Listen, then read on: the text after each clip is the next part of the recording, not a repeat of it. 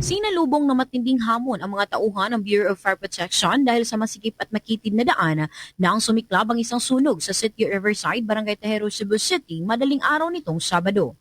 Dahil nasa loobang bahagi ang lugar na nasunog at hindi makapasok ang mga fire truck, napilitan ang mga miyembro ng Cebu City Fire Office na magsagawa ng engine relay kung saan pinagdugtong-dugtong ang mga hose mula sa labas upang maabot lamang ng tubig ang sentro ng apoy.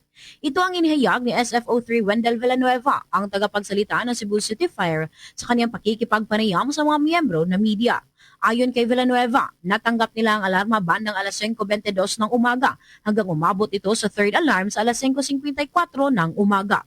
Dagdag pa niya, may mga daanan sa lugar na sapat lamang para sa tao, kaya naman nahirapan ang kanilang mga assets na makapasok agad sa pinakaloob na bahagi ng nasusunog. Binigyang din ni Villanueva ang kahalagahan ng malaking tulong mula sa mga force multipliers ng iba't ibang barangay at mga fire brigade na umalalay sa pagpuksa sa apoy.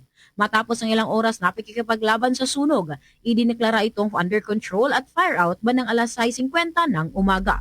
Gayunpaman, hindi maikakailan na maliban sa kasikipan ng lugar, isa sa mga hamon na kanilang hinaharap ay ang kakulangan ng mga tauhan dahil ang ibang mga fire personnel ay kasalukuyang pang nakadeploy sa Barangay Binali 1 para sa nagpapatuloy search and retrieval operation sa mga individual na pinaniniwalaang natabunan sa gumuhong landfill sa nasabing lugar. I-raise natin to third alarm simply because makipot yung mga daanan, hindi natin maneuver yung mga malalaking fire truck natin, at saka most of our personnel, our assets, naka-focus of fire personnel, concentration to Binalyo. Mula rito sa lungsod at lalawigan ng Cebu, this is Bombo Irene Ardiente and this is Bombo Radio Philippines, the #1 and most trusted source of news and information. Basta Radio. Bombo!